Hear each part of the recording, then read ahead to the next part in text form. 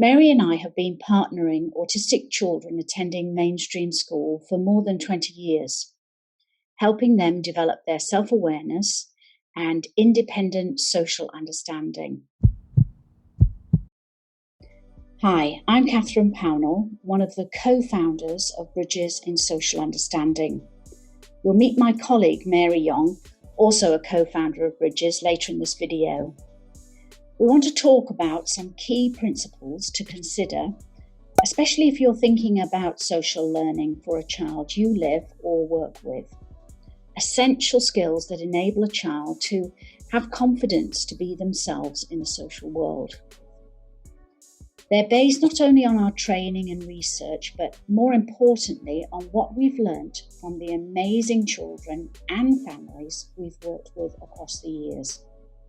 The young adults who we partnered as children have given us insights into the remarkable way they think and learn, and so we hope what we share will be helpful to you. Throughout this video, when we talk about the child, we are thinking specifically about children on the autism spectrum, a child who could be yours as a parent or one you work with as a professional. The first thing we want to share with you is how important it is to see the world from the child's viewpoint.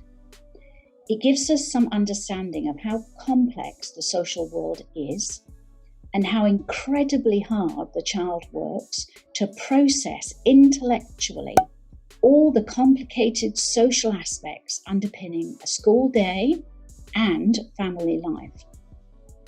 As neurotypicals, we're intuitive social thinkers. We never needed to learn the hidden curriculum of how to work out people and social situations.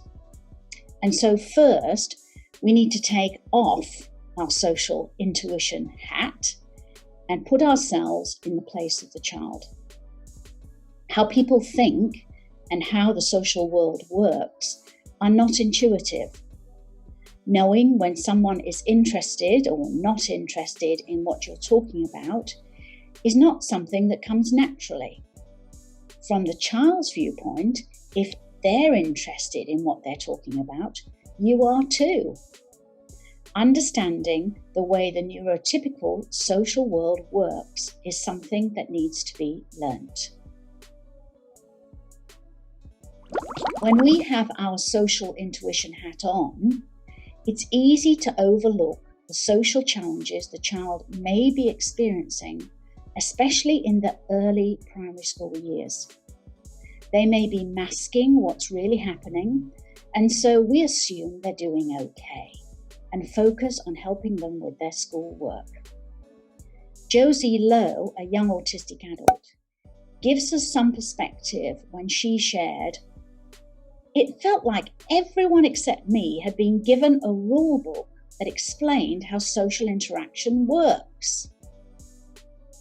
Without the social roadmap that typically developing peers have intuitively, the child struggles to navigate what's going on with people and events in the early primary years. Over time, this stressful process of trying to work out what's happening in social situations comes at a cost to the child's confidence, their frustration, and anxiety. Maximising the early primary school years with the rule book Josie shared about, or a social roadmap, will help develop their confidence in being able to understand some of the key social aspects of school. Understanding things like not all classmates are friends. That's not real. Engage your child in a social learning process across time that parallels their academic learning in the primary school years. A process that's not dependent on waiting until the child hits a social bump and then responding to what you can see. When you support the child in this responsive way, the social learning comes in only after something has already happened. This leaves the child always playing catch up. What they benefit from is social information as a positive learning process across time that goes alongside their experiences. We want to encourage you to be proactive and develop the child's store of social information, in the ideal, before they need it. For example, you may have a child who typically follows his classmates' ideas, and so there doesn't seem to be a need to learn how to handle disagreement. Well, in fact, it's the perfect time to start learning about different opinions and what to do when someone disagrees. Down the line, when the child no longer wants to follow his classmates' ideas, he has the understanding and confidence to do so. The same goes for you and me. When we go to a completely different culture where the rules of social engagement are very different, we buy a guidebook ahead of time.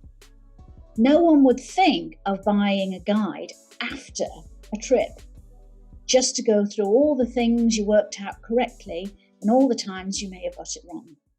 That wouldn't be the best way to learn. Proactive social learning builds skills, it builds positivity and that confidence for school and ultimately for life. Now, I'm going to pass the rest of this session over to Mary. Hi, I'm Mary. Let's think further about how we can engage the child in social learning. Working out people and social situations is interactive, so it's important to encourage the child to be an active partner in the social learning process. Develop a partnership with them where you learn as much about their way of seeing people and social situations as they learn from you. Engage them in sharing what they think is happening with a person or situation. In this way, you get to see the child's perspective and you have the opportunity to connect what they're learning to real-life experiences as they happen. Build in time for the child to share their reflections. Ask them how they think they're doing in understanding or using a skill, and when they share their views, support and praise them. Our observations have been that the child's active partnership increases their awareness and builds their motivation to learn. The autistic child responds well to logical and systematic learning, so try to make the social learning systematic for them. Take the subject of maths, for instance. Everything builds on the foundation of addition, subtraction, multiplication. That's where everyone starts. Learning is systematic and sequential. No one skips addition and jumps to fractions. It wouldn't make sense. It's not logical. Everyone may start at the same place for maths, but it doesn't mean they learn in the same way. Starting in the same place doesn't mean one shoe fits all. Social learning is very similar. The concepts and skills may start and build systematically, but how the child engages with those concepts and skills and ultimately uses his social learning in real-life experiences will be unique to them. We would encourage you to start with the foundations of social learning, that people have thoughts and feelings, and those thoughts and feelings can be different from the child's. Show the child how everything builds on how people think. From there, you can work out what people may be thinking and feeling by checking their faces and bodies, how you can influence those thoughts and feelings, which helps you in getting along. Keep in mind the way the child best thinks and learns. Many autistic children have a remarkable attention to detail, which is a wonderful ability. At the same time, this bias for seeing parts makes it harder for them to see the whole, the big picture. So when teaching how social interaction works, try to introduce concepts and skills so they build on one another and connect to what they've already learned. That way, the child sees more of the whole. A bit like building a scaffold where everything is connected. Let's think about a skill like listening well and how it fits to the whole of social functioning by making the connections for the child as part of their process of learning. Highlight to the child how listening well helps them learn what a person thinks, what they like and don't like. Learning about a person helps you to get to know them more, and knowing more about them helps you get along. So listening well as a skill connects to the bigger picture of getting along. You may find after a while that the child starts to make the connections themselves in novel situations outside your teaching. And this is really exciting because that's independent social understanding. Always have in mind that social understanding is complex. The child benefits from lots of social information that helps them learn the same thing in different ways, different contexts. One of the leading experts in autism once shared how the autistic child can learn enormously well, but you really need all the resources you can possibly get. Lots of teaching can make a big difference. Use visual posters to share things with the child. Draw out comic conversations. Include video modeling so they can see how concepts and skills look like in real life.